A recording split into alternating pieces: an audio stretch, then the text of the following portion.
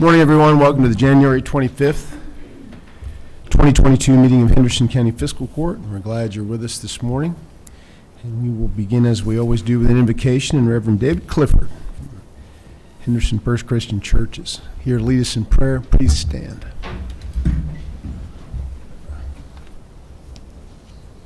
Will you pray with me, please? Almighty and all-loving God, we gather in thanksgiving for this day and for the opportunity to be gathered here for this important work. Help us now to experience the reverent sense of your holy presence with us, that we may be at peace with our minds and our spirit for the work ahead of this body that gathers. Enlighten our minds with understanding and perception, that we may continue to discover your holy truth in our lives. Endow our wills with the strength to strive for justice.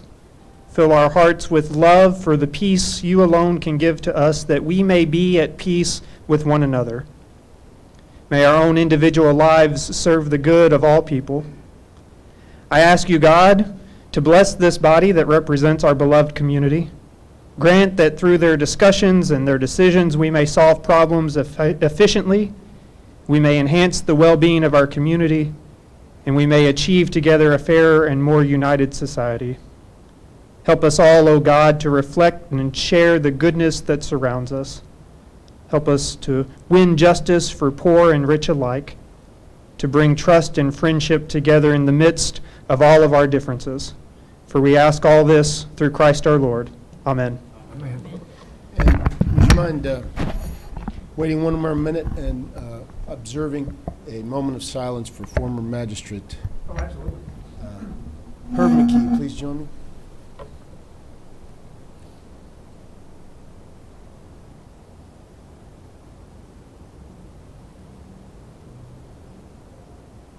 Thank you. And Pledge of Allegiance, please. I pledge allegiance to the flag of the United States of America and to the republic for which it stands, one nation, under God, indivisible, with liberty and justice for all. And thank you, Mr. Clifford. Great to see you. Mr. Clerk, would you please call the roll? Magistrate Moran. Here. Magistrate Putman. Here. Magistrate McCollum. Here. Magistrate Berry. Here. Magistrate Southerton is absent. Ladies and gentlemen, you have before you the minutes of the January 11th, 2022 Henderson County Fiscal Court meeting. After a period of review, I'll entertain a motion to approve those. So moved. Second. You have a motion and a second. Any other corrections, clarifications, or additions? Hearing none, all those in favor say aye. Aye. Any opposed?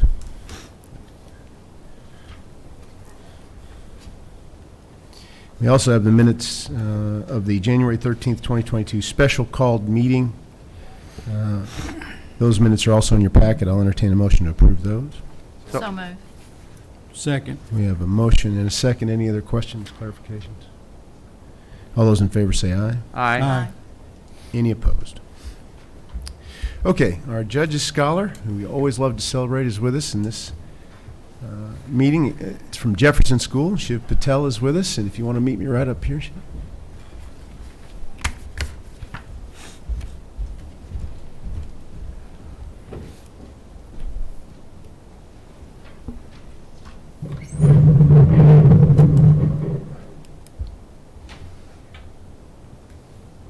Proclamation in your You can turn. Oh. Okay. Whereas Shiv Patel has been chosen by Jefferson Elementary School to be the recipient of the Judge's Scholar Award for exceptional efforts in both academics and school activities, and whereas Shiv's hard work and dedication in making the most of educational experiences and developing positive relationships with teachers and other students will lead to future success, and whereas success is measured in many different ways, whether it be passing a test, scoring the winning point, achieving a particular goal, or taking the necessary steps for overall improvement, and whereas the Henderson County school system could not let Shiv's efforts go unnoticed, and whereas the Henderson County Fiscal Court supports the school system and acknowledges these accomplishments as being significant because students such as Shiv Patel will be our future leaders. And now, therefore, I, Brad Schneider, County Judge Executive of Henderson, join with the Henderson County Fiscal Court to proclaim January 25th 2022 as Shiv Patel Day.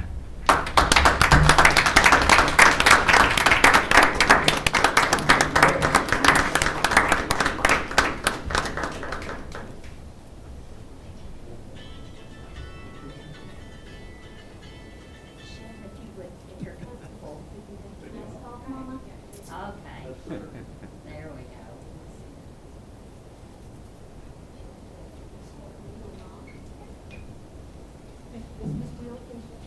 Absolutely. They get teacher credit.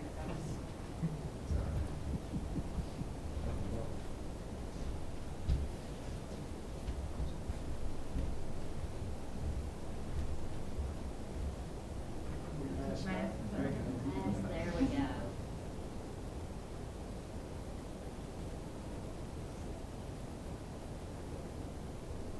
Wonderful, thank you, congratulations.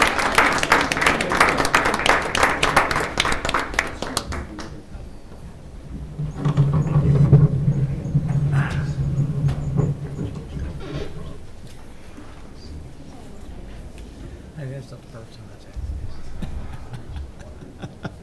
Yeah.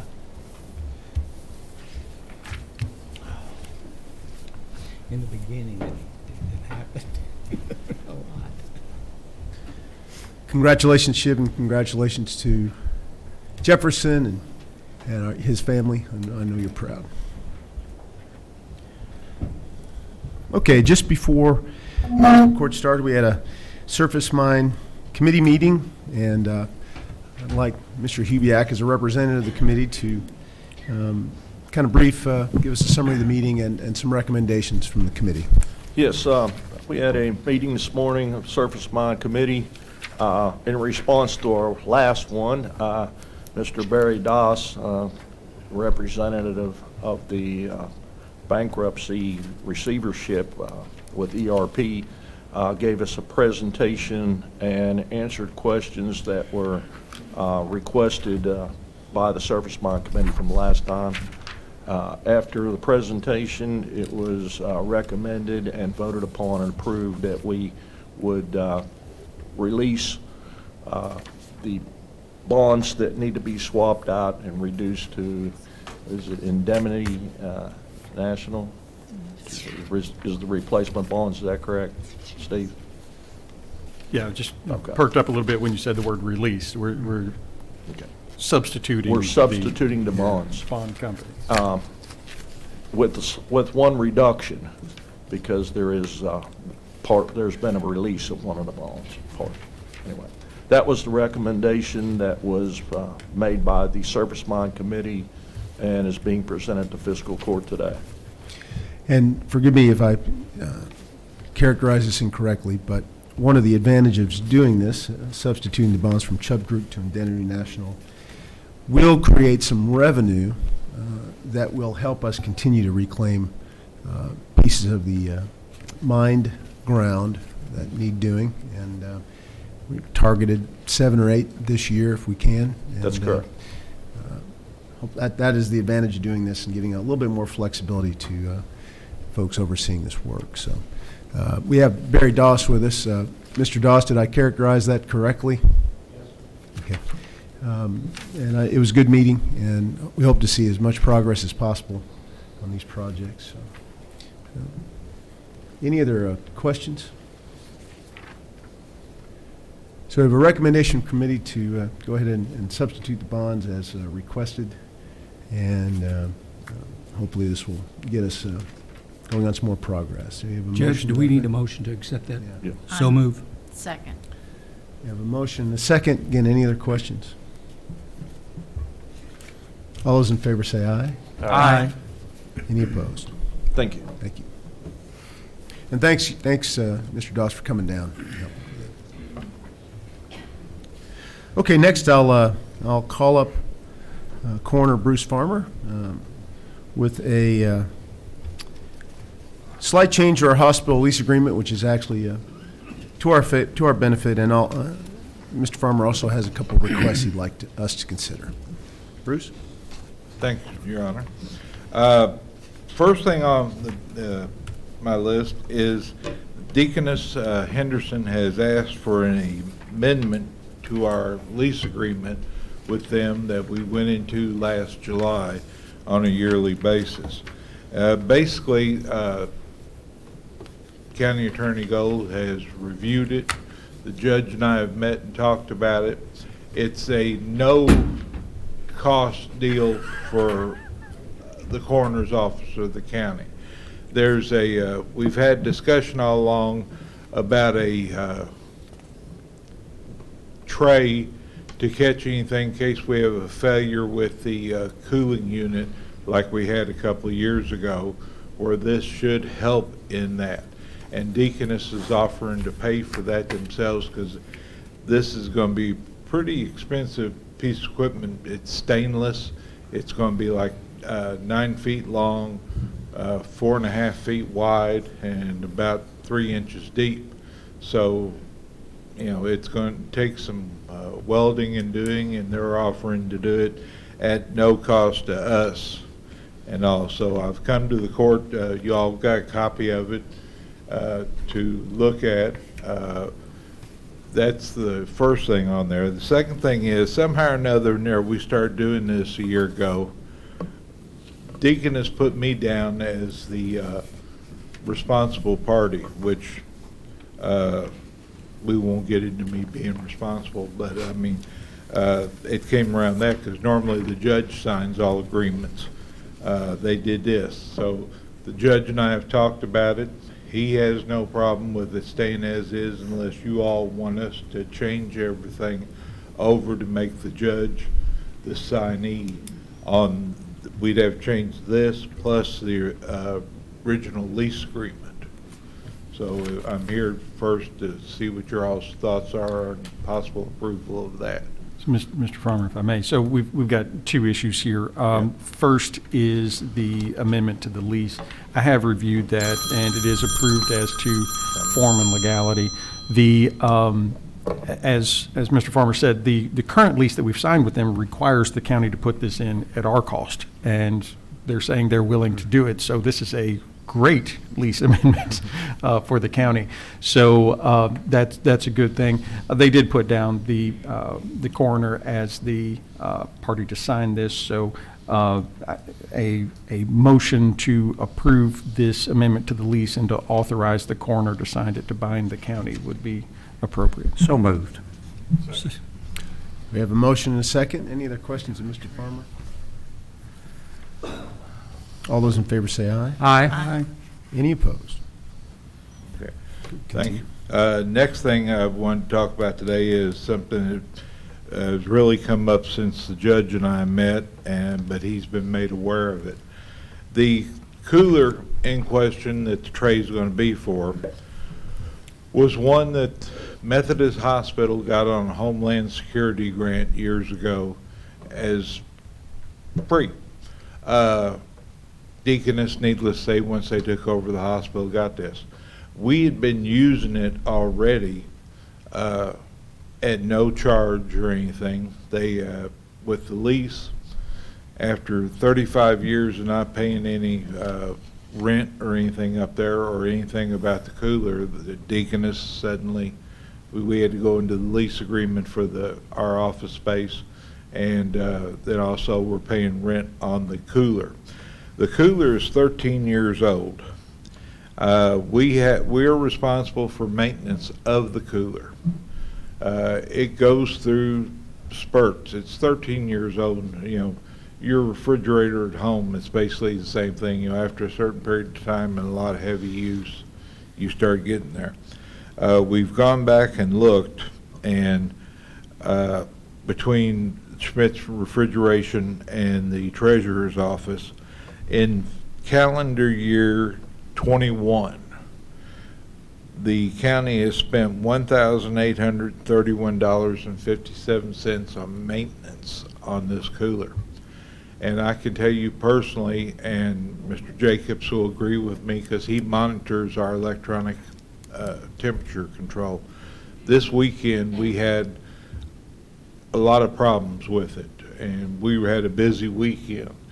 Right now it is maintaining itself, but we don't know how long this may last. You know, like I said, I took it offline of the monitoring, and I'm keeping a log on it, watching it for a day or two, and all like that. Now, there are two things here.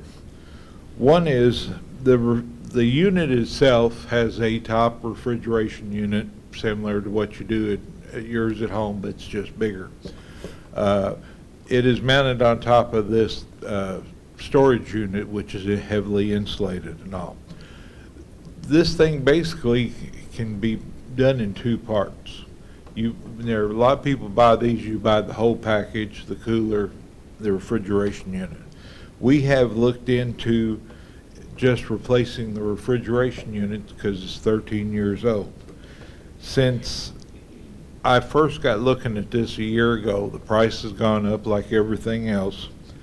The cost to replace the refrigeration unit itself is $4,362.93. That's one figure, but the other thing is they put on here, it takes 3 months to get this.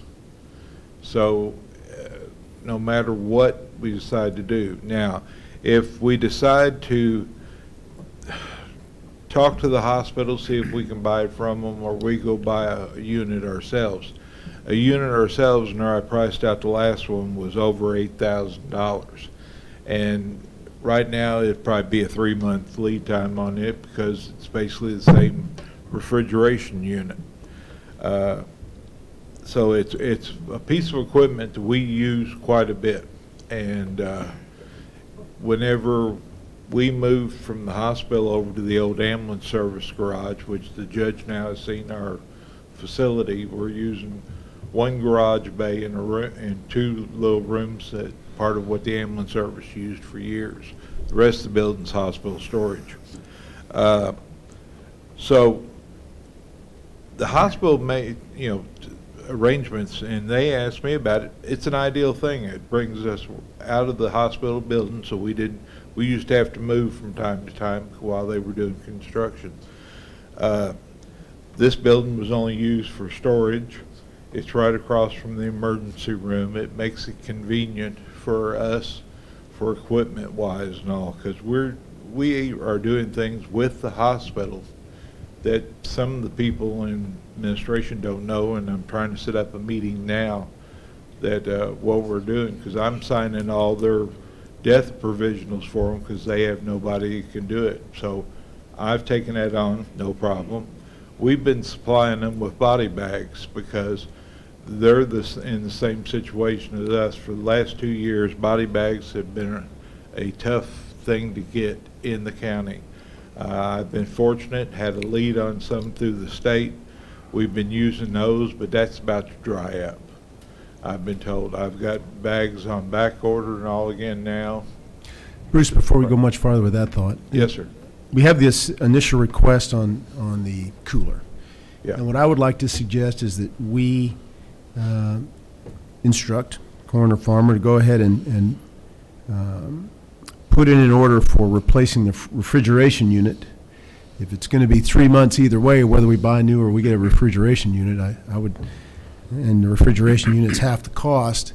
As I think I've discussed with Brett a little bit as we were talking about the detection issue, the outside of the refrigeration unit, the rest is just a metal box. Yeah, It's insulated not box. unique. So you have a supplies line item. I would suggest you go ahead and price that, get it fixed, and if that, makes it harder to keep that line item within bounds later in the year, we can move some money and cover it. You have a thought? I do. I would like to ask him to get a statement from the people that are maintaining it and repairing it, and let them tell us what they think should do. I've got a 20-year-old refrigerator, and my people have told me, don't change it. You can't get any better than this. The new ones don't last as long. You ought to go ahead and keep this and keep it fixed. And so that's what I do. And so I think we need to get some information from the person who is maintaining it, what they recommend, what's it going to take to keep it going, or if we should get a new one. I just like them to do the Okay. research on that. Well, Can you get a quote to that effect? Yeah. corner farmer? Yeah. Was that the 4,300? I'm looking at the quote Bruce. right now.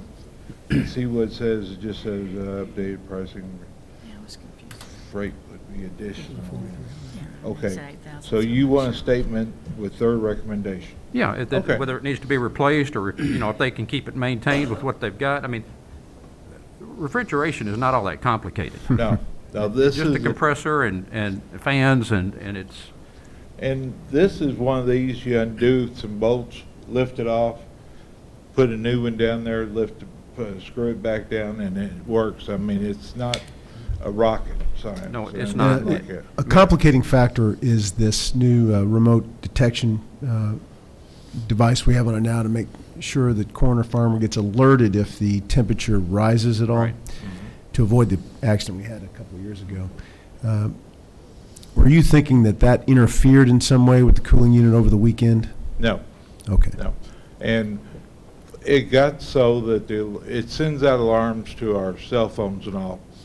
Mr. Jacobs monitors it for the county and all, and he calls me up if it seems to be too much. And he says, the alarm's going off. And I said, yeah, I'm sitting here watching it, because we had a large person try to get in there.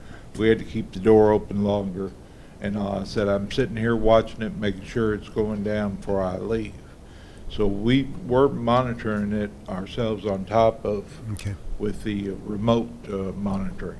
But no, I can call Schmitz, and Okay. by next court session, I can bring you a recommendation from them, because they've been extremely good to work with. We can call them, and if it's before noon, they'll have somebody there to look at it. Sometimes we've been able to fix it, sometimes they've had to order parts, so it's one of those kind of deals. Whenever it does go down, we do have an agreement with the hospital. They still got one over there that they use, that we can use it also. But it isn't monitored temperature-wise, Right. and it's in an air handling unit room. Okay. well, I was a trustee at my church, and we had an air conditioning unit put in 1954. Mhm.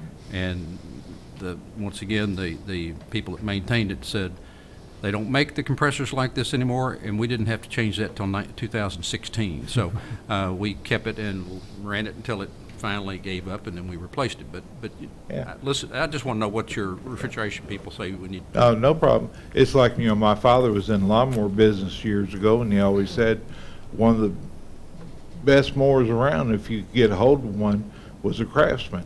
A Craftsman was either a great mower that would last you forever, or within a year or so, it's done. And that's the way a lot of things are. 13 years, they tell me we're probably kind of past the life expectancy of this thing, because with the door being open and closed and moving people in and out.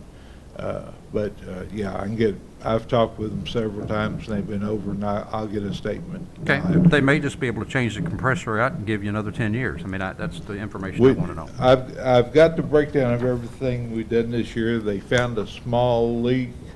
We fixed that. There's some others, and all going through there that they do a complete inspection of it, because like I said, there's not a lot to it, like and I'll go in from there. So, I can get that, no problem at all. Okay. So, I will do that. I've also talked with the judge in regards to some, possibly some equipment on some federal funding. I'm working on putting together some pricing on that after talking with some other coroners in the Commonwealth and in the area about safety equipment for the deputies and all.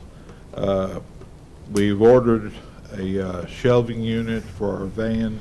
We're going to be able to keep stuff orderly and in the van and available at all times. So we're working on that. Our budget allows that, and going from there. So now, last thing I wanted to really kind of talk about, and unfortunately, Judge, some things have changed since you and I talked the other day. The coroner's office is not an easy office to do, and it's one of these, like, I took this on because this is what I've done. And, you know, those of you who know me forever, I've grown up in the funeral home background and in the ambulance service for over 42 years and was deputy for Dr. Cantley and all. So I've been involved with the coroner's office for over 30 years. This nowadays, we've gone from the time when we did less than 100 cases a year to last year we did 166 actual working cases, not having calls to see if it needed to be, that kind of stuff. And we're still compiling all the cremation authorizations we have to do because our office has to approve all cremations of anybody who passes away in Henderson County. But the one thing on this, it takes a different kind of person to do this kind of work. You know, in the past, some magistrates and I have had a good chuckle about it, how we should use equipment and the people. But this is one that, you know, a lot of people tell you they would like to work for the coroner's office. When it gets down to it and you tell them exactly what you got to do and show them part of what you got to do, they don't want to have nothing to do with it. And the deaths don't occur 9 to 5. You know, we were out most of the weekend in all on cases that weren't easy, what I call, you know, cases, simple natural death. That in trying to find people, it makes it really tough. And I've got a gentleman right now who's working with us on transportation, but he is also working as a bailiff at the Judicial Center, so we're watching and monitoring his hours. I had everything all set up. We were going to send him to class and get him certified. That those of you who know our staff, you know, they're all getting old. One we know is leaving at the end of the year, if not the second one. So I'm trying to think ahead about to have somebody ready to step in. Had it all set up for him to go to the certification class, and we were going to pay him like we've been paying him, which is the hourly rate, and until he stepped in as a full-time deputy coroner. Well, they have 3 people gone to training across the street, 1 sick, and they're 2 people short. So their supervisor over there, he and I have talked, and he cannot let this person free to go to the class. So we're just going to have to keep things lined up, ready for the, we're hoping, and we had a board meeting the other day. I'm trying to talk them into having another class this year. Normally they only have 1.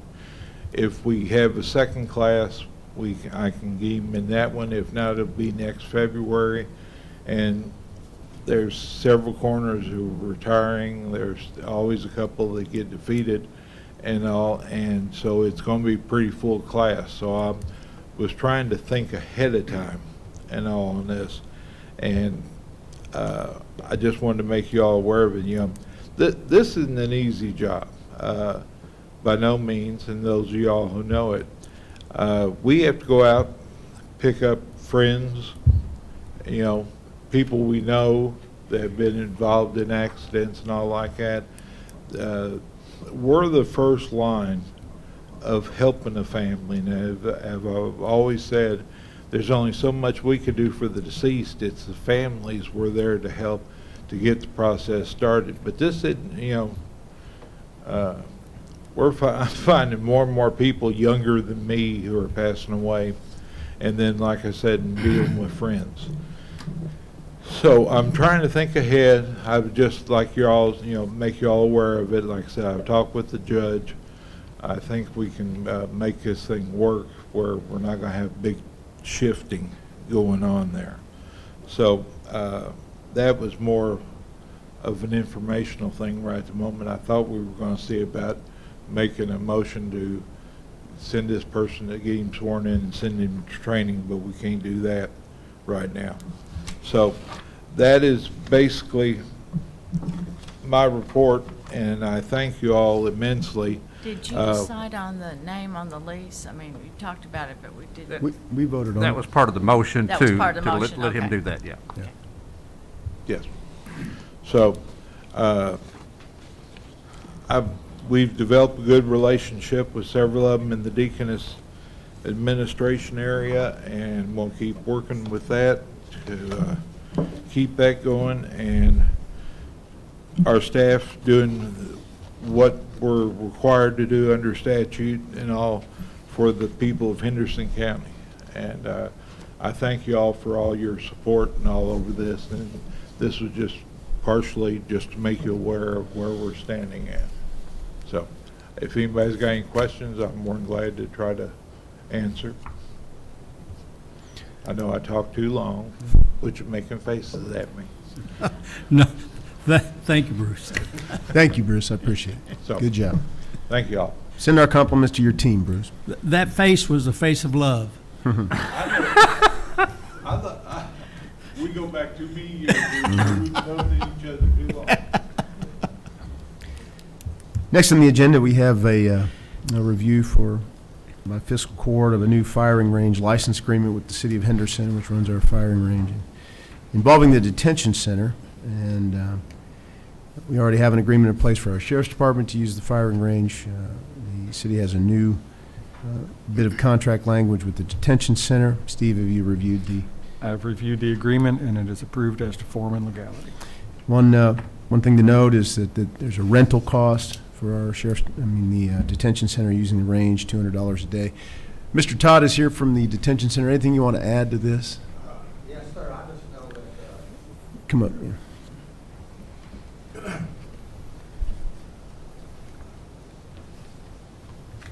Morning. Morning. Captain Vault has met with an individual, I guess, from Newburgh this morning.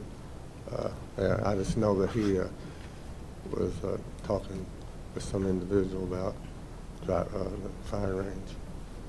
That's, So to use one in Newburgh, yeah, there was one in Newburgh. Yeah. do you want us to table this for now? If there's an agreement, I'd carry on.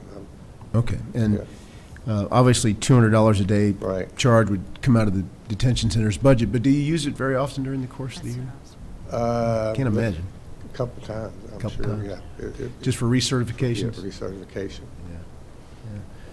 If I can interject, I talked to Captain Vaught the other day about this, and main purpose for recertification is the transportation officers for Right. the federal prisoners. But right now, he does not have anything else lined up. He is looking for other alternatives, but he said we need to get this agreement in place Sure. as basically a safety valve, someplace to use in the interim until we can find other. That's correct, yeah. I'd carry Thank on. you, Kurt. I'd make a motion to approve then. Second. We have a motion and a second. Any other questions? All those in favor say aye. Aye. Any opposed? Okay.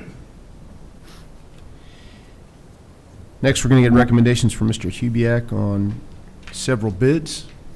Bill, if you want to take over.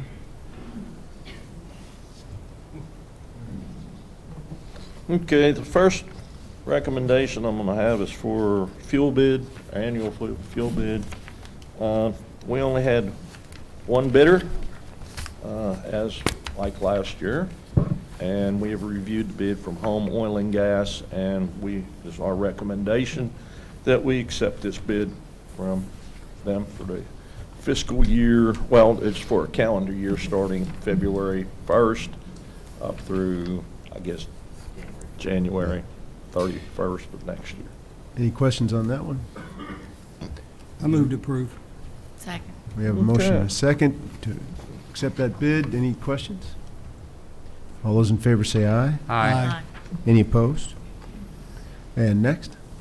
Okay, so you have, in front of you also, we bid the uniforms for the road department, and as you can see, we have done the comparative analysis here. Thank you, Kurt and Dotsie. And it is going to be our recommendation that we go with the Centos bid. And This is only good for going to be good for 1 year, and then we'll have to rebid it again at that point. And at that point, fiscal court will be in a new 4-year plan, and then maybe we might be able to accommodate a 4-year type agreement. Bill, in your opinion, is this the lowest and best price bid? Yes. I'd make a motion to approve. Yeah, we will, this is, as you can see, it's significantly different cost-wise. And we believe that we've also checked into the other things that were bid that weren't requested, and Dotsie said that she believes we will be able to even supply those things and still have a savings to the county of about $4,000 to $5,000 a year. So we have a motion? Second. Second. Any other questions? Thank All you those- very much. All those in favor say aye. Aye. Aye. Any opposed? And material bids?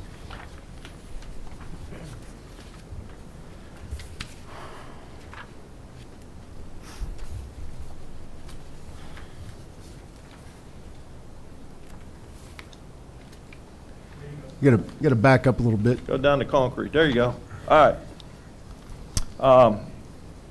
We had one bid this year on concrete, and the only bidder and a successful bidder that we're recommending is Moit Concrete. And you can see the difference classes of concrete right there, pretty self-explanatory, and flowable fill.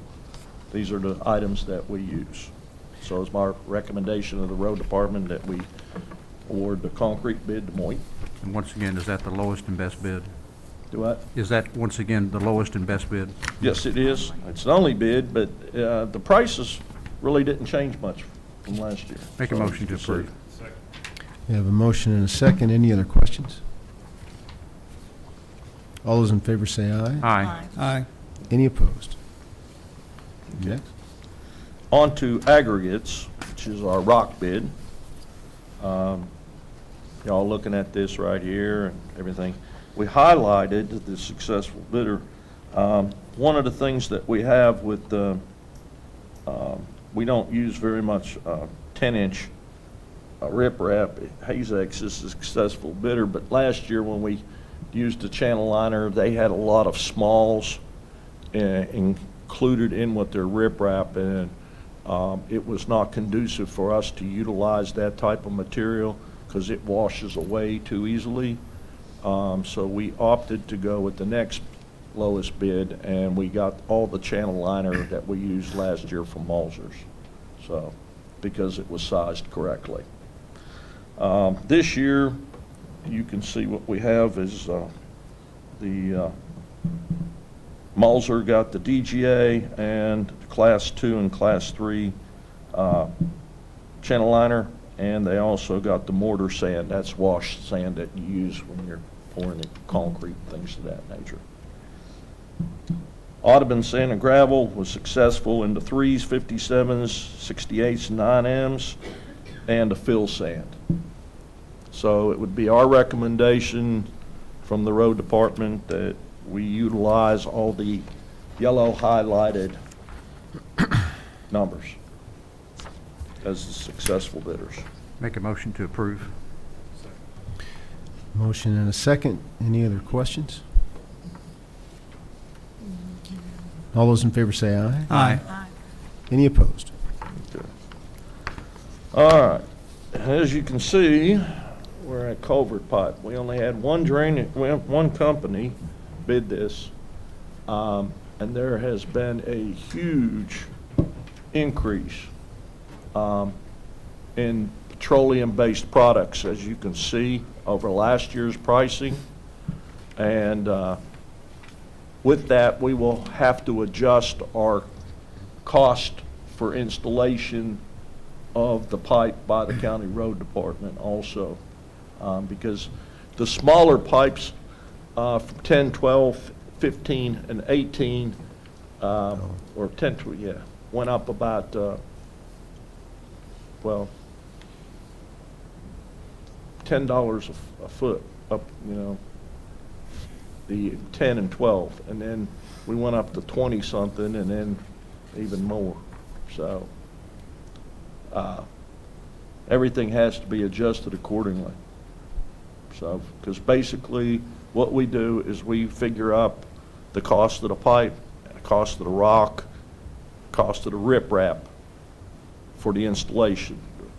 Our county residents or businesses are only charged for the material.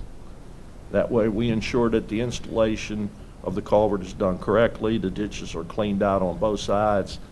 The labor and equipment is not included in the price because they are paid for by the taxpayers already. Okay? So, it is my recommendation that we award the pipe, the N12 pipe, plastic pipe that we use to Ohio Valley Drainage. Motion? So moved, that we accept. Second. Motion and a second. No doubt the price of a lot of things are going up. I would like for you to watch this. Do what? I'd like for you to watch this during the year. The petroleum has gone up a little bit, but it's probably the transportation that's really pushing the price and the availability of getting these things, because everything's getting in short supply because of. This is the biggest jump I have seen I've since never I s- have been here. Yeah. In fact, most of the time, for probably the past 6 years, the prices have been fairly stable. Right. Every year, with very little change, if any, on some of the pipe. There's a lot of different things going on with transportation costs, all the people, all the truckers that have retired and different things that happen. So if we can watch this, and maybe we might want to go out to bid again. I don't think it's going to make a difference for at least a year. One but- of the things, though, we expended all of our pipe prices, in my budget, we used all of our line item budget money to stockpile our supplies before we did the new bid, because we always bet on, you never know what's going to happen. So Well- we're stocked up right now at this point, but Well, you can't replace it, so I No. hope whenever you're out doing a new job, it's Right. based on these new prices, not on yeah, whatever as you. soon as this is voted upon and enacted, February 1, the new prices go into effect. Okay. So, So we have a motion and a second. So moved. I think we already have one. Oh, We already okay. Any other questions of Bill? All in favor, say aye. Aye. Aye. Any opposed? all right, we got one more. We have the asphalt, bituminous asphalt. Maybe. There we go. All right. Last year, we had 5 bidders. This year, we had 1, unfortunately. And as you can see, we had a significant increase due to the same thing, petroleum-based product and rock. So, this is what we're looking at for this year. This is by Rogers Group. This will be coming out of their batch plant on 136 here in Henderson. But we get less asphalt per dollar cost. Last year, we had a fantastic price, one of the lowest prices we've had in a long time. We took great advantage of that, and I thank the fiscal court for allowing us to do that. This year, it won't go quite as far. So, my recommendation is to award the bid to Rogers Group. I've heard through the grapevine that the asphalt companies have sort of set up territories, and that some people have political clout, and that's why we don't have but one bidder. And I think we need to contact the Attorney General and see if there's not some collusion going on as far as these pricings, and that is wrong. And I think we need to see if something can be done about it. I like the other company, but I've heard that they are afraid to bid because of political connections and whatnot. So we need to get somebody to check that out. That's my opinion. Well, what I've heard, and we, up at KBT, this was some of the talk, is that when they know they have competitive bidding, 4 or 5 companies they have to bid against, it will drive down the price, of course, but that impacts the precedent set in other counties that may not have as many bidders. And some of them would rather not bid than to set a price point in one county that may or may not be expected in the other county. And I don't know whether that's collusion necessarily, but to go from 5 to 1 is simply surprising. I will comment this on Asphalt. It is all based on delivery of the product. It has to be delivered at a certain temperature to be laid correctly. And when you're coming from a distance and you can't get truck drivers to deliver your product, you can wind up with a very significant problem for yourself. Last year, the company was not from Henderson County, and they did a great job, but their biggest problem was delivery of the product to be applied to the roadways with trucking. So, I heard what you said, Charlie.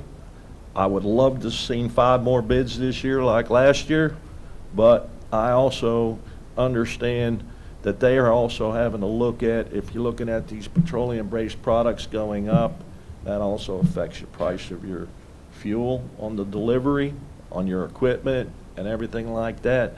And I don't know. I'm hoping there wasn't collusion, but I'd rather work in my backyard than try to bet on trying to get it over 40 miles from here, you know, something like that. Unfortunately, we did not get that. And I went through the bid, and everything was in place, including the maximum width that we asked for of how far they can lay it. Now, they said they have equipment that'll lay, that's just like we did last year. And I'm still gonna push to have that done. It's an inconvenience to the public for a short period of time, but it gives us a better road. So, I could not find any reason to throw the bid out and rebid hoping we'd get more bidders. So, I was going to ask that question, Bill. I know normally our bid packages allow us to reserve the right to reject all bids and go back out possibly for a shorter term or something like that. And you don't believe that that would be advantageous in this situation? that would be at the pleasure of the court, just because of the fact that we don't blacktop until July and August at our start at the earliest. You have a long time between now and then. If the court would like to see if we can entertain more bids, I'd say it might be a smart thing to do. I don't know whether we'll get any more, but we can sure try. If the Attorney General starts asking questions, I think we'll get more bids. I don't see any problem with bidding it out again. Might as well. Anybody have any objection to that? We've got time. Do you think any of the width requirements or the width things in the bid package? It was in there, everything was in Well, there. do you think that affected the number of bidders, some people that maybe didn't have that equipment? No, they or- should all have the Okay. equipment to do that if they so desire to move it in here. Okay, gotcha. Yeah. Yeah. I was just trying to come up with some difference Most of between the this year time, and you have last to year. understand, Steve, that in the past, it has always been done a certain way to try to ensure that we have minimal disruption of traffic flow, not necessarily looking at the bigger picture of the longevity and life of the road surface itself. So, but since things have changed as far as the cost and effect and budgets, little inconvenience for a better, longer lasting road surface is what we need to be doing, so. Bill, this is an interesting product. When the price of petroleum went to $100 a barrel for oil, they raised the price. When it went Yeah. down to 30, they didn't lower the price. Yeah. Anyway. Does anybody have any objections with rebidding this?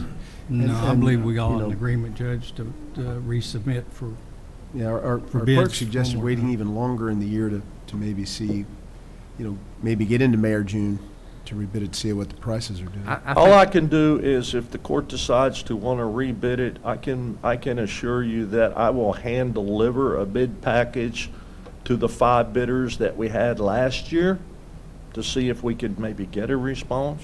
We had other people get bid packages. I do know that, so, because they requested them, but they were not returned to the court clerk. Judge, you anybody- want a motion to do this, or just let this go? I think we need a motion to rebid. All right, I move we, I think the clerk's right. I don't know that we need to get in a hurry to do it.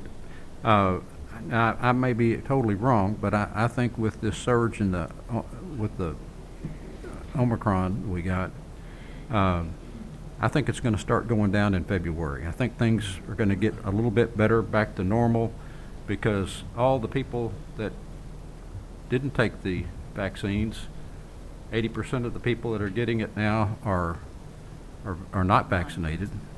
They're getting the natural vaccination by getting this milder variant, and I think we're going to see things get back to normal a little better, which pleases me. I think I had COVID last week. My wife tested. I didn't test, but and I'm not vaccinated, so I did catch it. But that's not the purpose of the vaccine, is to help limit the dangers of it, just like when you do the flu vaccine. And I think this thing's going to end up being sort of like flu.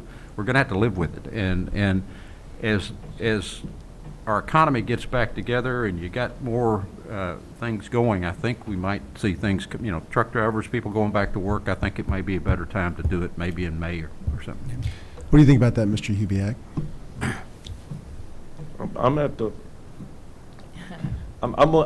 Right now, if we're going to rebid this, we need to do it now. It's two reasons. One, we're not in the blacktopping season right now. Plants are all shut down. And the fact that, hey, if you try to entertain it, my only concern, and this would be a question to Mr. Gold, is because we have allowed the information to be out from the one bidder. Is that a problem? I mean, but that's... Well, if our bid package says that we reserve the right to reject all bids. That's right. we Well, have as that- long as we're have the covered right to do there, that. I have no problem with going out and see if we can get more bidders, because this is significant. Of course, you've seen the significant increase in the pipe, which is petroleum-based also. That's a big difference over what we paid last year. I mean, I'd entertain a motion to go ahead and rebid it and defer to Mr. Hubiak's experience on good timing for the rebid. Do we need a motion to reject this bid, Judge, as well? Yeah. I make a motion to reject the bid. Second. We have a motion and a second. All those in favor? Aye. Any opposed? And we need a motion to go ahead and rebid this. I make a motion for Bill to go ahead and rebid the asphalt. Second. We have a motion and a second. Any questions on that? And are we in agreement that let Mr. Hubiak devise maybe the best timing, in his opinion? We have a motion and a second. All those in favor? Aye. Any opposed? thank you. Bill. Next, we have our annual setting of salaries for both the sheriff's office and clerk's office. Again, this does not impact how we budget when we go through our number budgeting process. It's just a requirement of DLG. Their job is to make sure they give us a number they will not exceed. At least that's what DLG requires. But again, we'll be budgeting the actual salaries later this spring. Any questions about this? So first, I'll entertain a motion to approve the sheriff's setting of maximum for deputies and assistants. I move we approve it. Motion, do we have a second? We have a motion and a second. Any other discussion? All those in favor say aye. Aye. Any opposed? Same with the county clerk's office. Again, setting the maximum as required by DLG, but not impacting how we budget this spring. So, get a motion to approve the clerk's maximum amounts. so move. Second. We have a motion and a second. Any other questions? All those in favor say aye. Aye. Any opposed?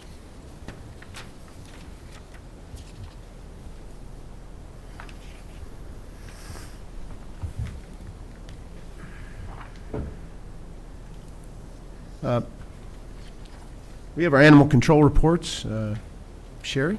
Shearer? Not here. Would you like to make any comments?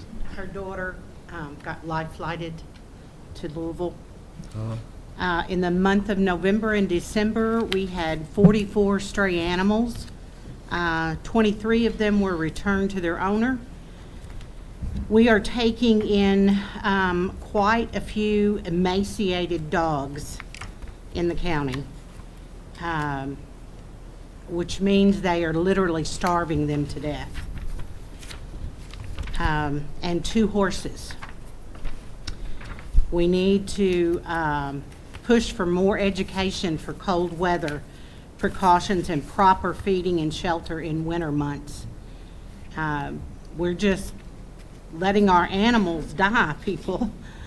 All emaciated animals have been surrendered to the shelter. We're continuing to look for a 3rd ACO officer. The quality of our employees in this role is a challenge due to the fact that we can't pay them a decent salary and we can't offer them insurance.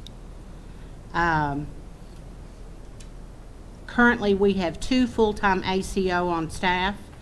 One of those will be leaving in June, which will bring us down to 1, and that's where we're at.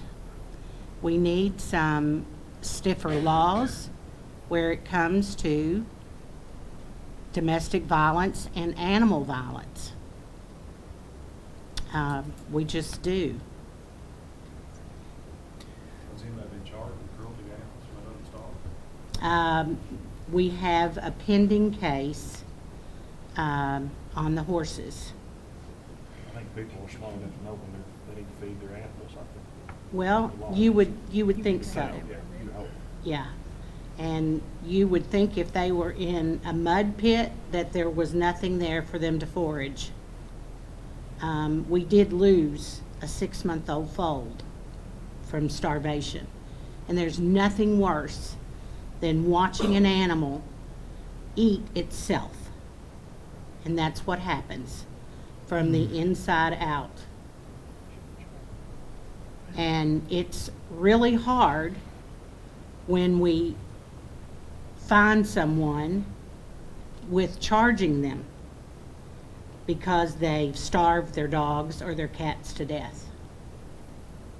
It's really difficult because we try to get it prosecuted and it just doesn't happen.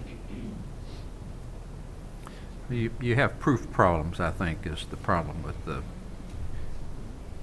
what, Proof as in, well, my experience with the county attorney's office, if you've got the proof, they'll file the charges. They're not, but knowing you got ownership problems, you know, who owns it, who's the ones that are responsible, and having to prove those kind of issues takes a lot of work.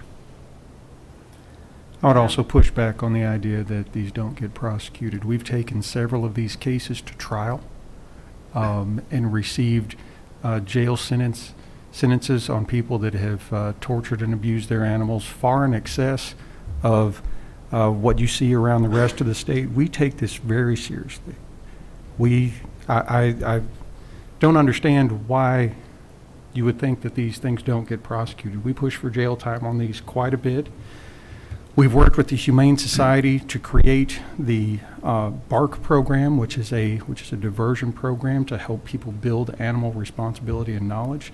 I've been going over the reports personally. I've been going over the reports from the vet with regard to these particular horses. Working with the contractor for the Humane Society to put together warrants on these cases. I don't understand why you don't think they're being prosecuted. I'll be glad to talk to you after the meeting about that. The juries, when I was prosecuting, they came down really hard on, if you had the proper proof, you don't take care of your animals, the juries really dislike it. So it is, I think Mr. Gold's office will prosecute it if you can get that. And you may need the help of the sheriff's office to get that accomplished too. I will say that, as you mentioned earlier, the quality of investigations that we receive has gone down over the last few years because it's been so hard for you to get employees, and so many of them have not been trained in investigations, and I think there used to be a little more cooperation between law enforcement and animal control as far as what it takes to actually do a good investigation. And that's something that, we're happy to work with animal control all the time. We have a prosecutor on call 24/7 that's available to them and any law enforcement officer. Like I say, I'll put our county's track record up against any other county in the state as far as taking animal control cases seriously. So I do have concerns why you think that they're not being prosecuted, because you go to any other county around here and we're taking more of these to trial than anybody else. Documentation is a problem. That's key with prosecution, though. You got to do I it. understand that, but we have got to have money to pay them. When, you pay for what you get. We're going to be getting into our budgeting season here in a couple months, and if you have recommendations, give the board, and if you have a recommendation about the number that you need, the cash number you need to do it properly, we'll consider that. If I'm not mistaken, Mr. Clerk, last year when we were budgeting, the Humane Society asked for the same amount year over year, so we weren't asked for more for this year. But if you need more, it's a proposal you can certainly make. Thank you. And some of it too, because your finances are still in the tank, it looks like here. Fundraising's kind of in the tank as well, right? Because of COVID. Yeah, because of the COVID, yeah. In the last quarter of last year, we donated $300,000 to a program set up by the United Way to help nonprofits who've been impacted by COVID and have kind of forward-thinking projects that will help sustain them. I think the news about the application process for those funds is going to be coming out soon, so just keep an eye on that. Maybe a way to help Okay. on the Humane Society side. Yeah. Yeah, not the animal control. Humane Society's got to ask for it. I know, you got this side and this Yeah. side, and you try to marry them, and Yes, it doesn't work. yeah. It's just very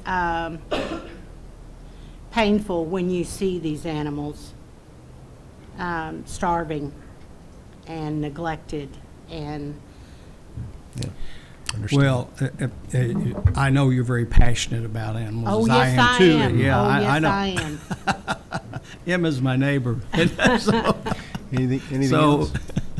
We have bad owner problems. Yes, And- we do. And I don't know how you change it. It seems to be like, anybody can take in a dog, or they can, and they don't fully understand the necessities of how the dog needs to be walked. It has to be exercised. It's got to have food. A lot of these people don't have a whole lot of money to start with, and they think, boy, it'd be a good idea to have a dog. And then they get the first vet bill for $400, and then, it's a tough situation. I don't know how the education is got to be a part of it, but I don't know how you educate people. It does, but there needs to be some laws changed. And there's You've a got some House bill suggestions. now. We reviewed all of our county ordinances, and in the end, we found the laws are there to enforce these things, and the penalties are there. And you heard Mr. Gold describe, it seems to me the discretion used in the penalties tends towards the more severe.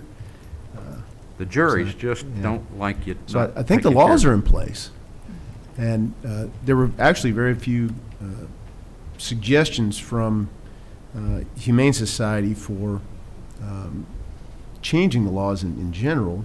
But again, we reviewed it, and the laws are there, we think, and the penalties are there. But the citations with proof, I think, are where the You may be rubber meets talking the about road. changing something on a state level. And if you are, then we've got state reps and state senators you need to talk to. I don't know, we could help you if you got some ideas. I don't know. Send us the ideas or information Yeah. that you think you need. I can write a letter, I can make a phone call, but I don't know Well, what. there's a House Bill 20 right now, and they're trying to get people to sign on to it. And it's to prove that domestic violence goes hand in hand with animal abuse. If they're going to abuse their animals, they will abuse adults. So what's the law going to do? Well, first they have to pass that, making it a law. But what's it going to do? I mean, I think you're right. I think that if you're going It's going to, to prosecute them when they're younger and burning up cats and dogs for when they become adults and start abusing people. It's a very good law. Dee Robinson is the one who has put it out there, and it was out last year, and it didn't get a number, and it didn't get heard, and we're trying again this year. have you talked to our legislators about it? One of them has signed on to be a co-sponsor. The other one has not. So, Magistrate McCollum, essentially, it elevates torture of dog or cats. It redefines torture. The current torture definition is pretty restrictive, so it expands that definition a little bit, and it makes all animal torture of a dog or cat a felony. So a lot of the things that currently have to be charged as cruelty to animals second would then be elevated to the felony level. thank you. I don't do good at telling you how I feel. That's a bill that we've been watching and hoping gets passed. There's a lot of need for change in the animal laws on the state side. A lot of them are pretty antiquated and haven't kept up with a lot of the trends that are happening nationwide as far as dealing with that. Yeah, we're pretty far down on the list of where,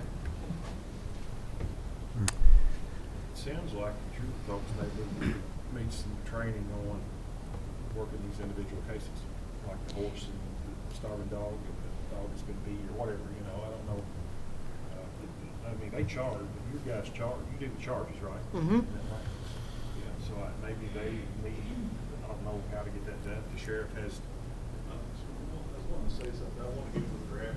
We'll be glad to help with the investigation. That's the way I was laid. That's it. I mean, pictures, recordings, Yeah, he can tell you all, David. All can tell you important. anything about anything. we have a new person on our board who has a rescue for horses. And so she's doing a fantastic job. I'd still With- get, if I were you, talk to the sheriff. Yeah. Since there's best right there. Yeah. Well, and that's, I think, and I've spoken to prior animal control directors about this, a need for training, because, you have such turnover in your animal control officers Oh, yes, because we do. of the financial issue, and I think, as the judge mentioned, there's an opportunity to, change that with your request that you make to the city and the county for your funding. However, just the other day, we had a case where an animal control officer had done a citation and only put the charge on the citation. There's a section in a citation where you're supposed to do a narrative about what the officer observed, and it's supposed to hit all the elements. Each crime has particular elements, and we have to prove each of those elements beyond a reasonable doubt. And the animal control officer had not listed any elements. And so we had to work with the judge to allow that to be supplemented, because she was in the process of just dismissing it outright because the elements were not on the citation.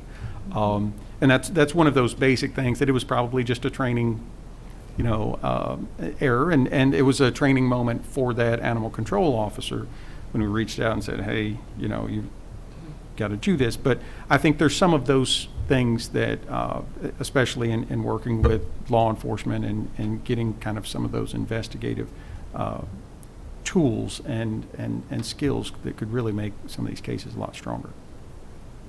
Because a lot of times pictures go a long way. Yes, they And, do. frankly, I love that our local law enforcement has body cam. It would be great if animal control officers, probably not going to be able to afford the full body cam setup, but some sort of ability to record their interactions with the public.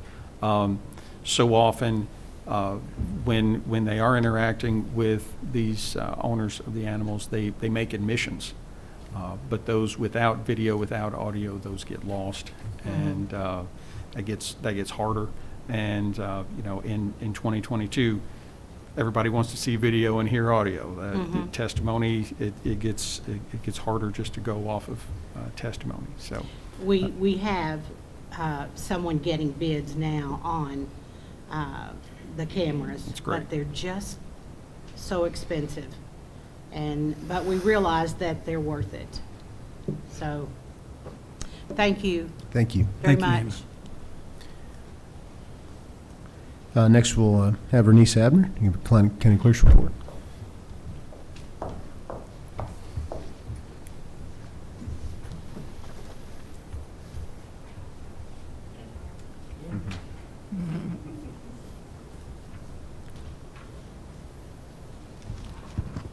Today, I have monthly, quarterly, and yearly reports of payments submitted to the county in 2021, and also a check for the interest earned in 2021 on our usage tax account. We turn that over once a year.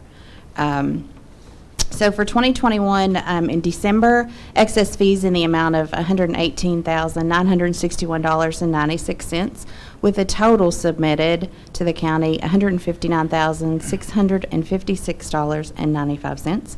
A quarterly total of excess fees in the amount of $355,846.80, with a total submitted to the county for the quarter $486,811.94, and a yearly amount in excess fees of $1,600,094.05, with a total submitted to the county for the year 2021 of $2,203,104.70. When comparing 21 to 20, I submitted about $264,000 more to the county in 21 than in 20, and the majority of those increases were in vehicle usage tax and also ad valorem tax, or property tax on your vehicle. Delinquent tax collection was also up, so those were the results. And both the of those taxes increases. you reference are state taxes. Right, but we keep Right. a portion. We keep 3% of the usage and 4% of the ad valorem. Right. So, I understand the used cars are going up in value, so that's going to, they are. That is such, oh gosh, yes, they are. Unfortunately, out of our control. yeah. Any other questions of Bernice? Move to accept. We have a motion and a second, and I'll say thank you for all you do, and your team down there. They're Thank first you. class. Thank you. All those in favor say aye. Aye. Any opposed? You have the quarterly detention center report. Mr. Todd will, additional comments, anything you want to make? Good morning, Judge. Good morning, Magistrates. Good morning. County Clerk. Obviously, I'm not Amy Brady, but I get the opportunity to present the quarterly report. If you have it before you, as like everyone else, covert and manpower. Presently, we have 47 inmates with covert throughout the facility, out of 468 total inmates, and we have 176 county inmates. Usually we have around 80, so it's up some. I think they're holding them in jail a little longer before trials. I think Yes, those sir. are sort of backed up, aren't they, Steve? Well, that would be in the circuit court Okay. world. Yes. What's happening on But the we still- misdemeanor side, what we're seeing is the bonds tend to be so low at this point that on the misdemeanor side, people are, those doors are spinning, I would say, too quickly. The Yeah. jail might disagree with me on Yeah. there, but particularly for a lot of the victims and domestic violence victims we're dealing with, they believe that's occurring. Now, I do think on the circuit court side, see, once a misdemeanor, or I'm sorry, once a district court has a preliminary hearing and decides that the case should go to the grand jury as a felony, that time period, between the initial arrest and when they're actually sentenced on the felony is considered county time, when really they're being held on what's ultimately going to be a state inmate. And that's something that does impact the jail's bottom line. And I think the slowdown in trials that have occurred in circuit court with some of those folks that are being held, that's probably impacted that. There are, I think, a bill or two in the legislature that's trying to fix that a bit, increase the per diem and also give county credit for the situation you just described, where they sit with us for a while before. It should happen because Yeah. we're having to pay for those people and we have no control over Right. what they do. And the legislature heard from counties loud and clear on that, and I think they're trying to fix it, so.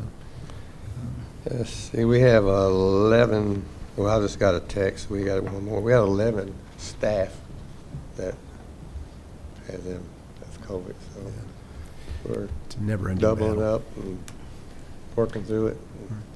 Do you know the status of the new license branch construction? Yes, sir. Of course, we bid it out. We've received 3 bid. We emailed 2 bid packages out, and I handed one out Friday, so we got When do we bring that back to court? February 8th is the deadline for it. Okay.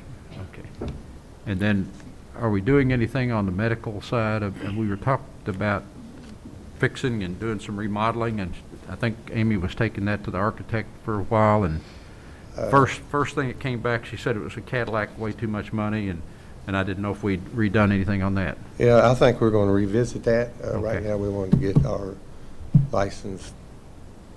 Do that bid first. package going, that Okay. process. We'll Okay. revisit that. Any other questions on the quarterly report? I guess do we have 180 county inmates down there? It's 176 right now. 176. See, I think that's Since when I left, I mean. what Steve brought up is what's the problem is Yeah. They can't get to court. No, they're waiting for trials in felony court, but they still count as our prisoners, and we pay for them. So they strangle their significant other. They get charged with Yeah. felony strangulation. The judge sees that they have a pretty bad record, says, well, we're going to keep you in, or let's say they've shot somebody or something like that. The judge keeps them in pending trial. They're still considered a county inmate at that point. A couple of months ago, Jailer Brady sent me the list. She said, "Hey, we've got a ton of county inmates. Can you look at the ones that are in the district court and see if there's anything you can do?" And I think at that point, it was well over 200 county inmates, and there were, I think, 14 that were being held on misdemeanors. The rest were in that circuit No court man's felony land there. limbo. I got you. The Fraternal Order of Police, I talked to several of those members, and they sort of refer to it as the catch and release program on the misdemeanors. I mean, Unfortunately, that's what we're seeing, and frankly, this is neither here nor there about the jail, but what we're seeing is that is, I think people need to feel like there are consequences for things, and when they feel like there aren't consequences, that emboldens them. And what's happening is we're seeing people have multiple misdemeanors. They keep getting out on those. The bonds don't get revoked when they don't. And then we see them charged with a felony. And then perhaps they do get held a little longer on that. But again, my office, we end up talking to the victims of those second and third misdemeanors. And it's hard to explain to them why the individual's out to be able to harm them. It's very frustrating to the police, and I'm sure to the sheriff too, to have these people just go in and get out and no consequences. And I don't want to sound like I'm throwing our local judges under the bus. Of course, they have a role in setting bonds, but as Magistrate McCollum is aware, so much of this got taken over by the state through pretrial. They have essentially a menu of bonds, and they have a scoring algorithm that does that. It's just an algorithm, and they've even empowered the pretrial officers to do what they call administrative releases without ever even talking to a judge. Right. The judges, a lot of the judges' powers in the past have been taken away from them. What was so nice, I thought, in Henderson was that the judges knew most of these people. We've seen them, we dealt with them, and so we could make a decision. And those decisions now have been taken away from the judge, and, you know, it's Yeah. But y'all still got a monumental task down there, Bruce. Sure. With 38 total vacancies, 23 of them on shift. And I looked at that list of applicants y'all got that you got to get. Yeah, we've already this year, we've interviewed 23. And out of the 23, we've got one that. Yeah, that's. I we've just got read that. No Yeah. calls. 11 of them, you call back, or they don't call back, or if they get a hold of them, they got another job, or Yeah. just. And I guess one of the issues is they Keep keep plugging. wanting to go to Vanderburgh County for, Yep. for We have one pay, go and they're unionized. and stuff. Unionized, Yeah. 1970 an hour, and Got you. there's not much you can do for that. Y'all Okay, got we- a lot of work to do for us getting fully We got- staffed, no doubt. I got one item that our jail tracker server, we're going to have to probably replace that, or we will have to replace it. Old and outdated. It's going to be around 18,000.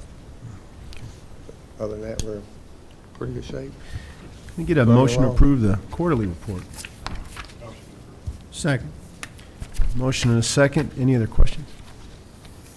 All those in favor say aye. Aye. Aye. Any opposed? I will give big thanks to the jail. We had a potential outbreak at the road department, and it required some quick moving to get everybody tested, and the jail was able to help us do that yesterday morning. And thankfully, at that point, we'd only had one other person test positive. They are doing what they need to do, but we really appreciate you. We very few options when you have an emergency like that. Yeah. Anytime we can help. Okay. Thank you, Bruce. Thank y'all. Mr. Gold, your report. Judge, I've got several checks today, quite a few actually. First is dental and life insurance reimbursement, $13.89, another for $306.24.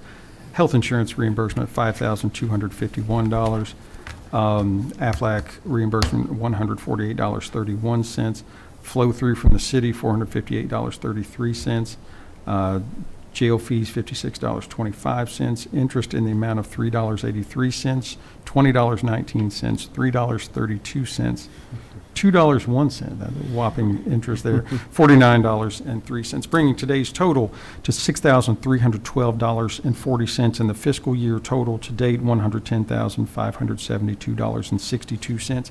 And I have asked Mr. Patel to hand that to you, please. He said he had not held $6,300 before, so he's going to do I'll be that happy briefly. to take it from you.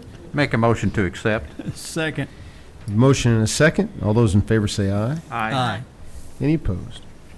I'll call up Treasurer Ryder with some fund transfers and claims.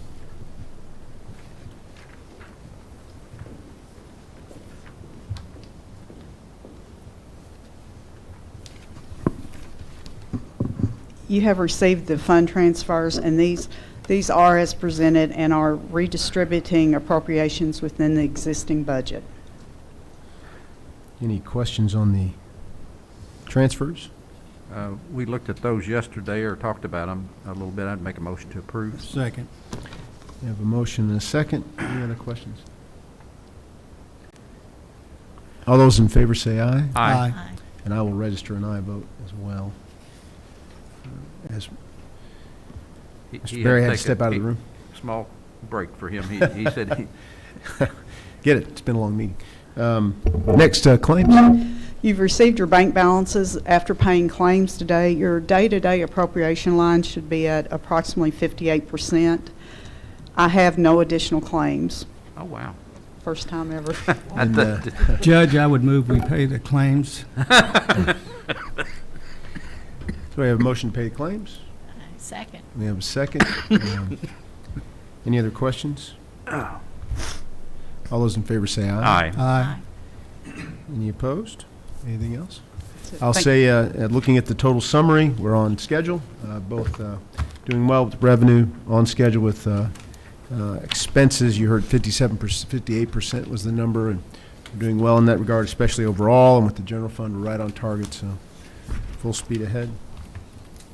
Thank you. Thank you. Any old business? We will be meeting, I believe, this Thursday at 3 to begin our process of going over the administrative code, so make sure you get that on your calendar. See, at 3 will be a special called meeting right here in the fiscal courtroom. And I know that we've had some meetings a couple of years ago on this, and I think, Butch, you all did some of this and tried to do something with it, not during our session, before that. Can Well, somebody? I think what we actually started out doing, we was in the personnel policy. And it kind of didn't get beyond that, to be honest with you, so. Can we some way designate what we think our problems are going to be on the personnel, and it seems like there were some problems with vacations or I mean, Steve's got a situation where he's got state employees and county employees, and I mean, they're. That's all I think going to be part of the discussion. And, Okay. We're going to do, it's my intention to do the rest of the administrative code first, get through that, and then focus on the personnel policy, because we know that's almost as much time to take as the rest of the Okay. administrative Yeah, code. I agree, Judge. I And, think when you hit that personnel policy, there'd be And a lot of we'll- discussions. I'll tee that up for you a little bit. I'll try to list as we get ready for that meeting, kind of the bullet points that had it tough to get to an agreement on last time. And, Okay. I'm we sure they weren't haven't here. changed. Most of us weren't here, except for Yeah. Butch. Yeah. So that if we could Yeah. sort of get those bullet points would be helpful. I think. Judge, what's the frequency of our meetings? What do you think? My intention was to do it, we can talk about it at the first meeting if we Okay. want, but to knock them out weekly like we did the last one. This won't take as long. The administrative code is much Right. smaller. And we've advertised it. It's open to the public if they want to come up Right. here. Everybody. Okay. Administrative code's not as much fun for the public necessarily as No. the ordinances. But I don't think it'll take us but a couple meetings to go through the rest of the administrative code. I think the personnel policy might take a little longer. Okay. We'll see. We'll see. I think 90% of the personnel policy, maybe 85%, we all agree on. There's about 15% that are sticking points, so. Okay. So we've reached good to the county. I'd like to start off with James Bosler, our head of maintenance here at the building. James has been very proactive about, come on up, James, doing some things that we feel like we need in the courthouse, and he really helped with Bill and with the courthouse steps. But the other thing that James suggested was pressure washing the building, and we've talked about that in the past. And I asked him to get some proposals. This is going to be less than the $30,000 threshold to bid it out, but we still thought it would be good to get some proposals. And we have two that really answered our need, and I'll let you talk about these a little bit if you want to. By the way, it's can't tell in recent memory when the last time the courthouse was cleaned, the exterior, so this is needed. Thank you. I have one proposal for $27,500, which includes cleaning, pressure washing, and sealing the concrete and cleaning underneath the portico. This company also did the municipal building a couple years ago, which, I mean, it kind of speaks for itself. It looks really good. And then I have another for $25,500, but this proposal, we have to get the lift, which makes us responsible and liable for the lift while the work is going on. And he's charging is more for the painting part, which $3,500 to paint underneath that is exceptionally high in my book, being a painter myself.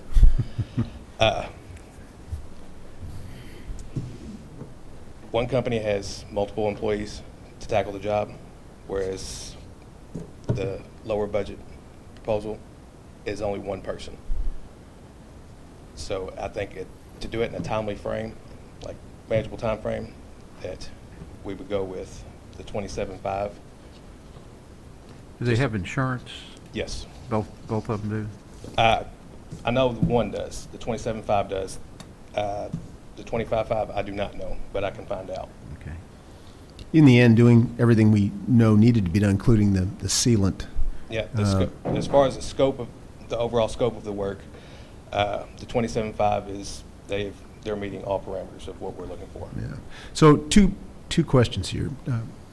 Please the court to go ahead, try to get this done this fiscal year, in this spring when the weather gets warmer. And two, do we agree with Mr. Bosler's assessment of the proper company to go with? So we're going to be able to afford it. I don't have any doubt about that. Well, given that the 27.5 company has done the other judicial centers, or city building. Yeah, they did. City building. So there's some history there, and it appears to do pretty good work. Any background on this 25 guy? He's a relatively new company, Okay. 2 And years. if we have to rent the Yeah, equipment, so yeah.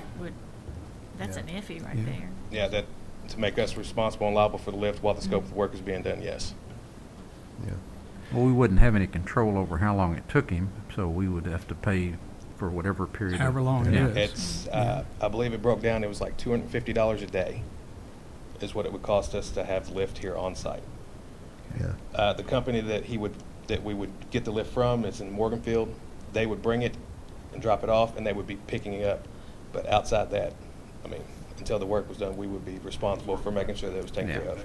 Yeah. You know, I think just because the city has some history with the one, it would just seem to make sense to go with that. And the reason we're talking about this now, even though it won't start for a couple months, is we lock him in, get him on the schedule, make sure his prices won't change. Oh, And- now it was cleaned about 20 years ago.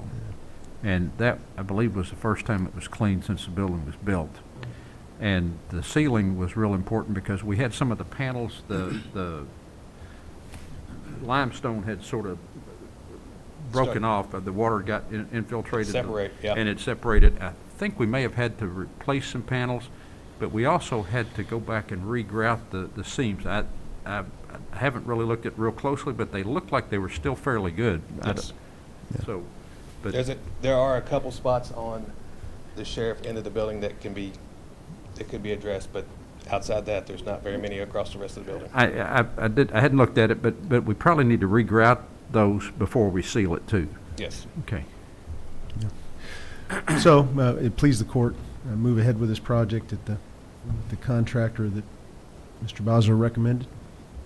I move we accept the bid from, In a I don't know second. the company, but With the reconstruction of our courthouse steps, I think this is a great time to do it. So, we have a motion and a second. Any other questions? All those in favor say aye. Aye. Any opposed? Thank you. Mr. Boswell, did we get that concrete sealed? Yes, sir. Okay, good. Yes, the front gate, the front steps and everything is still blocked off until they get the trees done. Okay. We are taking down some dead trees out front here, and in order to reduce the amount of foot traffic in and around those trees coming down, as Mr. Hubiak said, we left the fence up so people don't use the steps yet. Right. Okay. We're going to be felling some trees, and as Mr. Hubiak described to me, it's good to do those trees when the ground's frozen, because when they hit the ground, they don't tear up our ground too much. So We'll that get- should be coming down soon, Bill. Like, Hopefully, we'll get everything done within the next 2 weeks. There's like 6 trees out there that have to come down. They're cutting right now. Yeah, they started earlier. They started. A couple that are pruned up that got some hangers still left up there from the ice storm that Right. we'll take care of while we're at it. Okay. yeah. Thank Thank you. you. Thank you. Anybody else from the audience have anything for good of the county? Step up to the mic.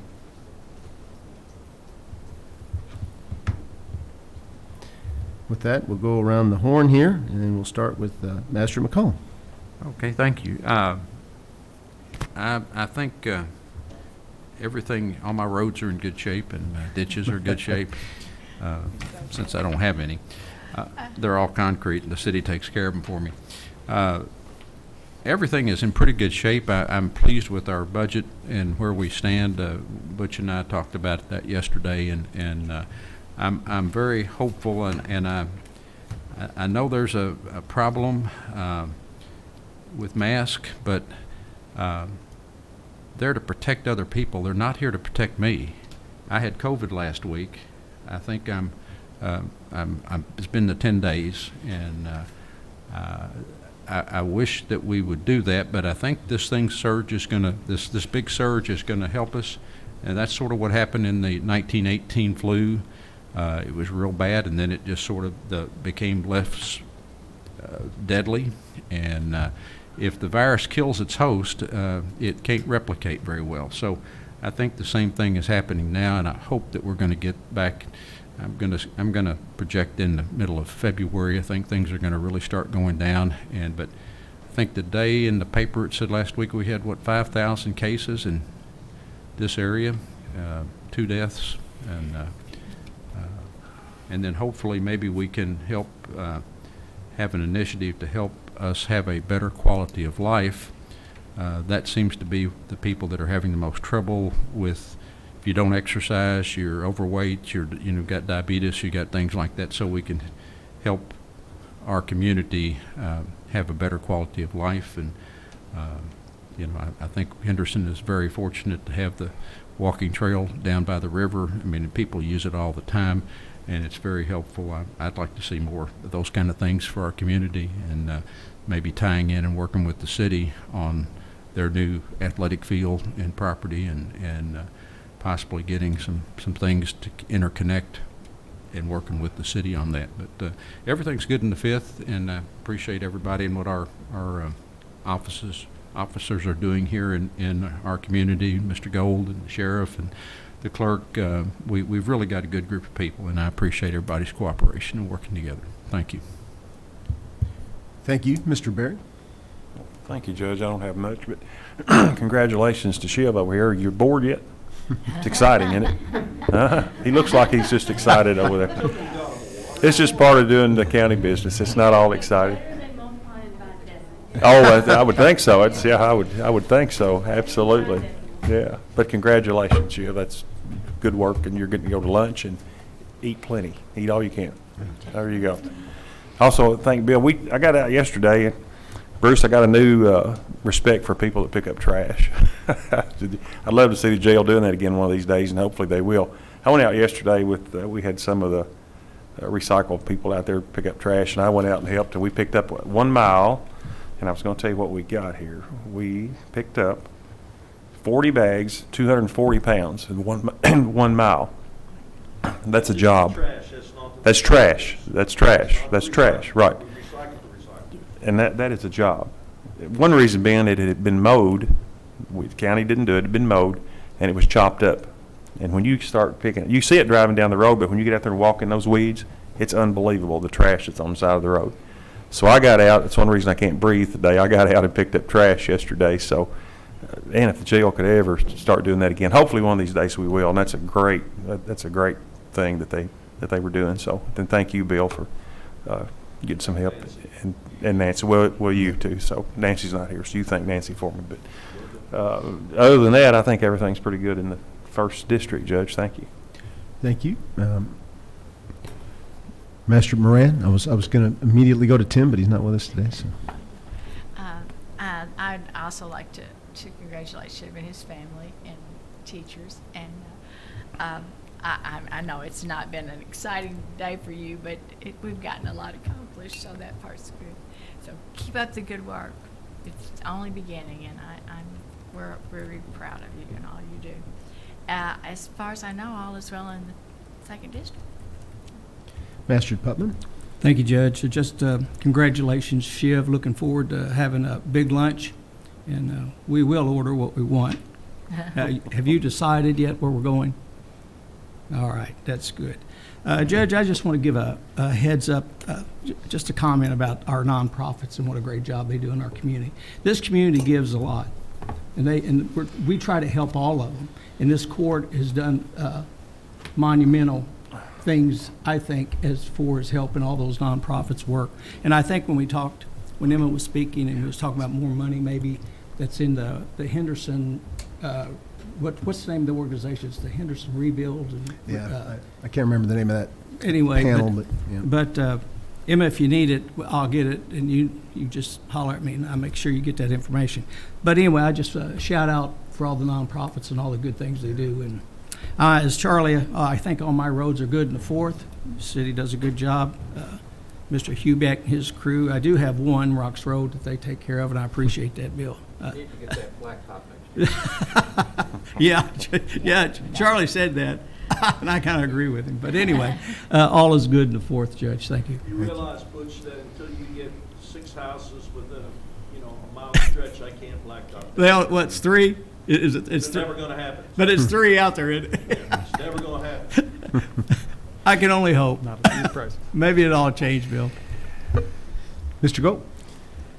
Thank you, Judge. It was kind of great. My minister was here today, and folks from my alma mater, Jefferson, were here today, and it reminded me that First Christian Church has a special relationship with Jefferson. We're actually working on helping raise money for their new playground. Shiv's not going to get to play on that because he's going to graduate and go to South, but we're working on that, and that's I'm very, very proud to be a member of First Christian Church and the things that they're doing. So I was very glad that David was here today to be with us, and that it was on the day that the folks from Jefferson were here, because I'm proud Jaguar alum myself, and very, very happy about that. But congratulations to Shiv. I told you at the beginning, I said a lot of what we do here fits in the category of boring but important, right? And I didn't lie, did I? But it just in talking with Shiv, I'm very very proud of you and what you're doing. I know your family is, I know your school is, and to be picked out of the entire school to be the one person to be recognized, to have to come and sit through all of this. But remember what happened. You've got that proclamation that says that today is your day. Today is declared to be your day. Nobody else in Henderson County can say that. That's a pretty big deal. And that's you've clearly got a bright future ahead of you, along the lines of what Magistrate Putman was saying earlier about the nonprofits in town. I encourage you, something that my daughter, who's in high school, is doing. She's going through the community involvement program there, and she's been able to see a whole lot of the nonprofits in town and get to be part of the community, and all those things that you've heard about today, the different groups out there that are trying to make Henderson better in their own way. That's been a really great program for her. Actually, right now she's at the Humane Society, volunteering, and has been there for the last several weeks. So I would encourage you, when you get to high school, to continue to be the leader that you are and be part of the community, and think about that community involvement program. It's a pretty good thing. I want to thank the judge for having the moment of silence for former Magistrate McKee. He served this community in a whole lot of ways, and had a very big impact. And I know the biggest impact that he had was definitely on his family. And I know all of our hearts go out to the McKee family as they're dealing with this. And I just want to recognize the work that former magistrate, former Planning Commission Chairman McKee had done in Henderson. And thank you for that moment of silence. Thank you, Mr. Gold. Shiv, congratulations. You should be proud, and I want you to really put it to the county for lunch today. Just have all you want. Desserts first, the whole 9 yards. Where are you going? Olive Garden. I think you need to rethink that. We got to stay on this side of the river. He went big. Go big. I mean, that's salad and breadsticks. What's you got a plan B? I'll give you time to think it over. But congratulations, and congratulations to the family and the great team at Jefferson. It's a really cool thing to have Shiv with us today, and we'll get that proclamation fixed just right for you and get it to you.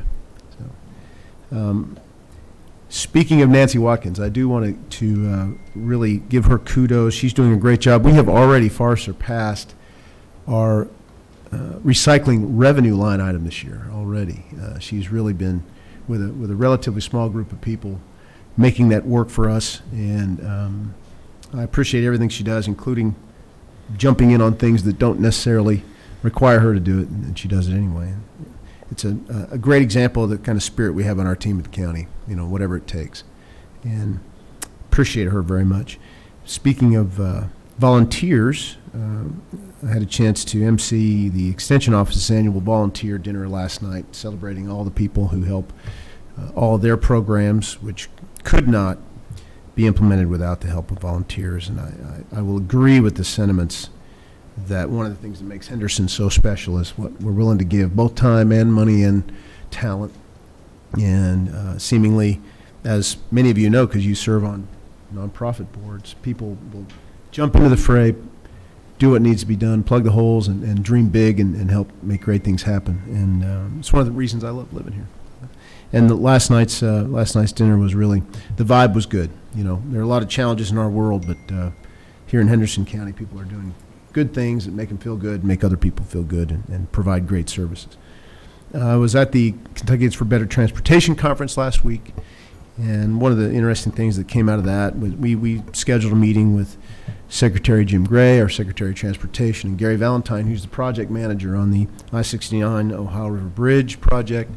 And the gist of the conversation was, with all the federal money flying around, the applications we know Kentucky's going to make, could more money be brought to the I-69 project?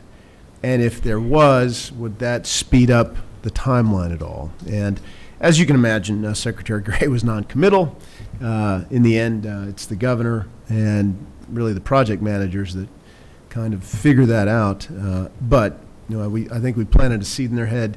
The Brent Spence project in Cincinnati is obviously a priority because of its size and the amount of traffic it holds. But we are nonetheless moving on with our timeline. What we really were hoping to hear soon is that 2025, 2026 build year can be contracted so that we get it done a little sooner. And there's still that possibility, so stay tuned on that.